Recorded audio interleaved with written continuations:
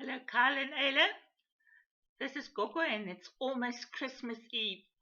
It's a very exciting time of the year, and I know that you both are looking forward to receiving your presents. I'm going to read you the Christmas story tonight, and it's from this book. It's called Advent Unwrapped, and it's a coloring in storybook. So you will see there's a picture there of a wreath, an Advent wreath. Now, I'm not sure if Mommy has explained to you what Advent is. Advent is the 4 weeks before Christmas. So there are 4 Sundays. Sometimes it's the first one in December, but this time it was the last one in November. And then there's 4 special themes for the 4 weeks before we celebrate Christmas. And this was a storybook that was designed by the United Church of Canada. And Gogo has colored in all the pictures. So when you see the colors, it's my imagination. That's what I thought that the scenes looked like and what the people wore. And so let's start the story. I'll show you the picture and then I'll start reading it. Long, long ago, God spoke to our ancestors in many ways, through prophets, like the picture that you saw here. And this one was named Isaiah. And we can read about that. Those are the stories in the Bible from Hebrews chapter 1 and from Isaiah chapter 9. And what did the prophet write? He said, a child will be born from the family of David who will be holy. And that's the child whose birth we celebrate at Christmas. So you can see that Isaiah was writing. He was writing with a quill. And those are supposed to look like a long scroll, because they didn't have paper or computers or tablets to write on. They wrote on papyrus, and that was a type of scroll. And then a more modern day prophet, still 2,000 years ago, but his name was John the Baptizer. God also wrote or told the stories through prophets like John. And here in the picture you can see John standing in the river, and that's the River Jordan.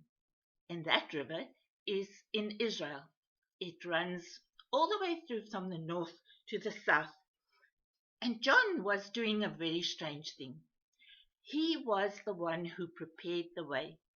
He was coming to tell the people 2,000 years ago, you must be ready because someone is coming who is going to deliver God's people. There were so many problems. We have problems today. But in those days, the Romans were really, really nasty to the Hebrew people. And so John was saying Jesus was coming and he would deliver the people. And so there's a lovely symbol here. If you look carefully and see the picture, there on the stormy cloud you can see a white dove. And the white dove is a symbol. You know what a symbol is. It's not actually hope or love or peace. It's a dove. But we see through the dove that it's speaking about peace. And later on, the prophets would say that Jesus would be called the Prince of Peace. And so this is a very exciting story because it was told many, many years before it actually happened. And so now we come to the next part of the story. You see a woman there and you see an angel. Looks like an angel. Angels normally have white wings in our imagination, but Gogo decided to color the wings yellow because they're bright and shining. God also spoke through angels to people like Zechariah. Now Zechariah, this wasn't a woman. This is Zechariah the prophet. So sorry, he was a priest. That's not a woman. He has got a beard. How could Gogo say that's a woman? That is Zechariah. And the angel said, you and Elizabeth, your wife, will have a son, and his name will be John. And so Zechariah and Elizabeth were John's parents, the picture that we just saw. John, the one who prepared the way. Now we come to the angel and Mary. There we go. You can see the same angel went to visit Mary. Now Mary was a young woman, probably 14, 15 years old, we don't know. And the angel said to her, you are going to have a baby, and you and Joseph will raise this son, and you will name him Jesus. That's all part of the story. So angels came and prepared the people about things that were going to happen.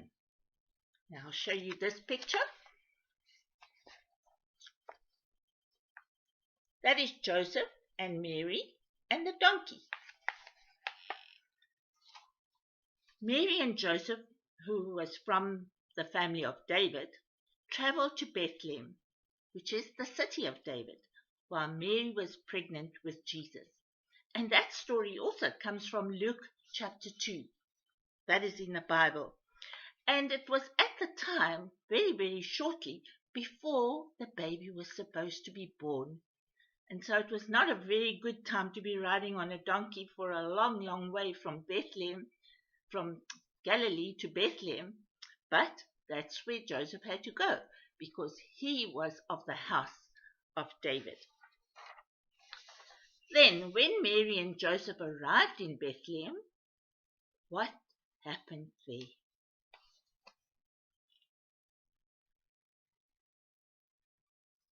That is the innkeeper saying to them, I'm sorry, we have no room.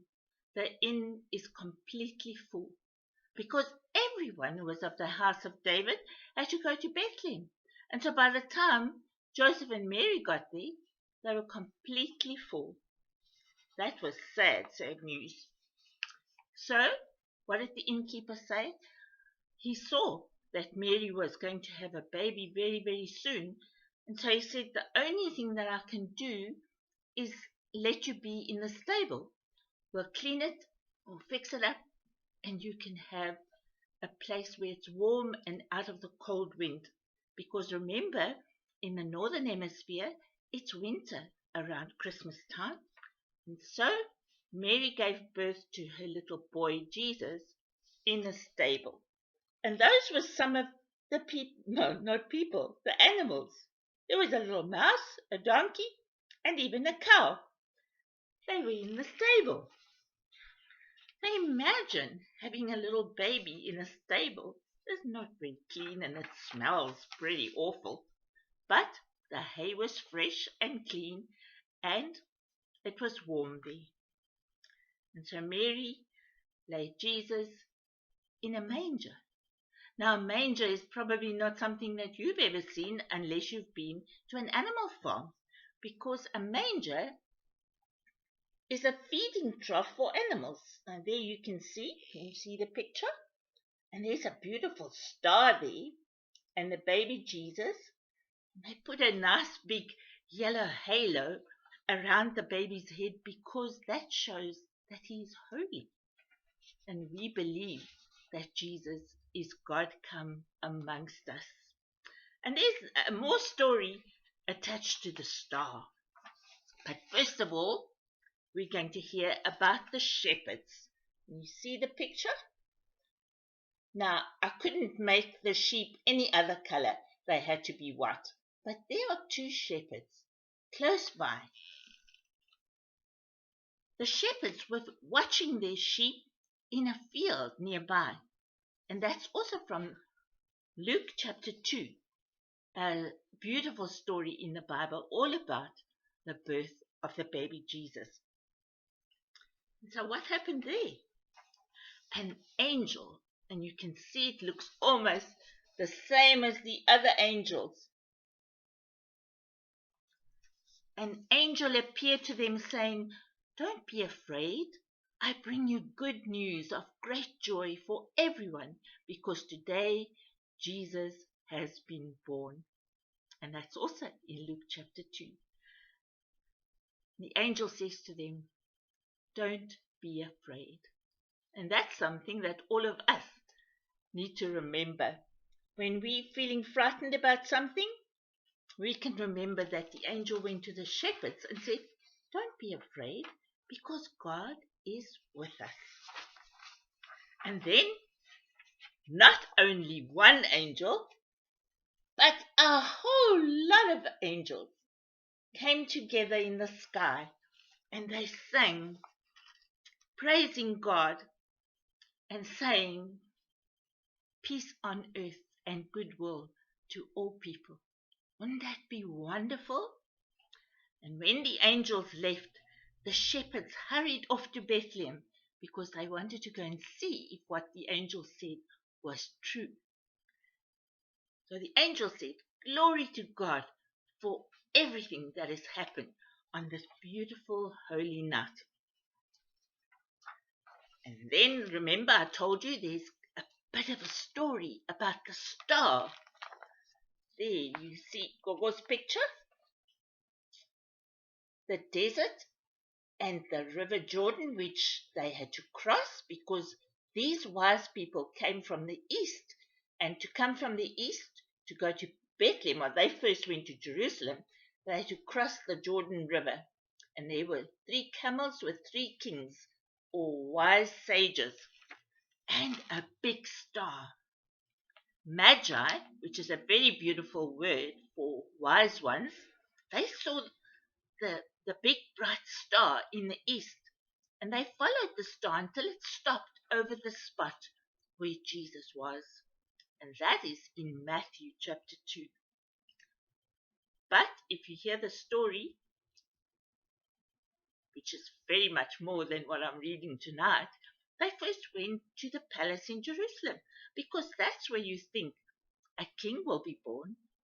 But no, that's not what happened. The star kept going until they got to Bethlehem. And then the star stopped over the place where the little baby Jesus was.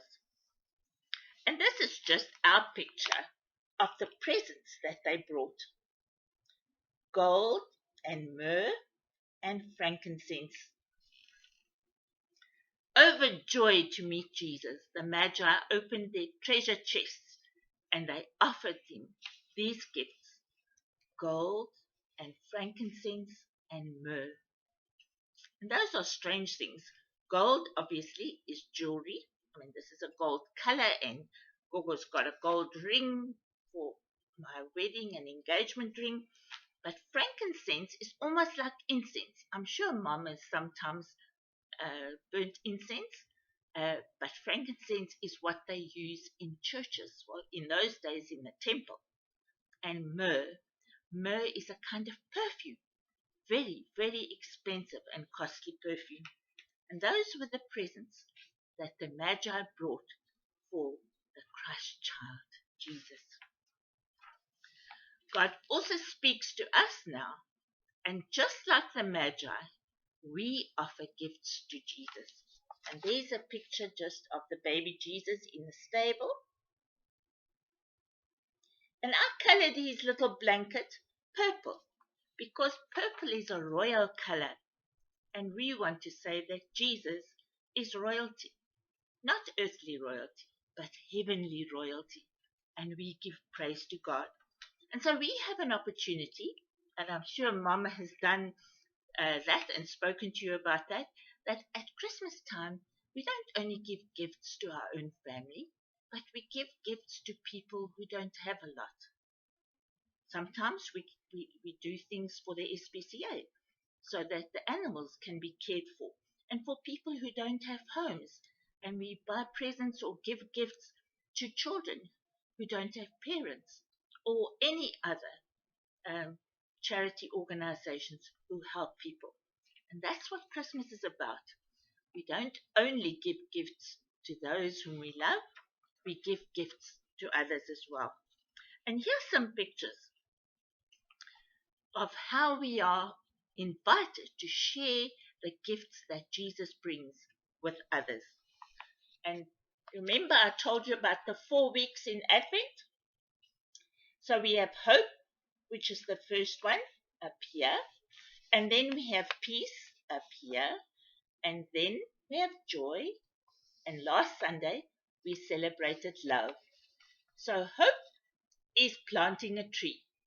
You know all about that because when you plant a tree, then there's hope for a tree to grow. And peace, beautiful symbols there, all kinds of peace that we don't want there to be war in the world. And joy is helping somebody. Here, a young man is helping an elderly lady to cross the road. And here is love, a family working together, decorating their Christmas tree. And I think that's what you did too, because I saw your beautiful Christmas tree. And there's so many things that you have been doing with mom and dad, building Lego gingerbread houses and other things during Advent, which is just beautiful. Doing the things that bring joy and love and peace and hope into our families. And so when we have an opportunity to give a little gift to someone who needs it most, that's when we bring love into our world. And then we end off because on Christmas Eve we light a special candle.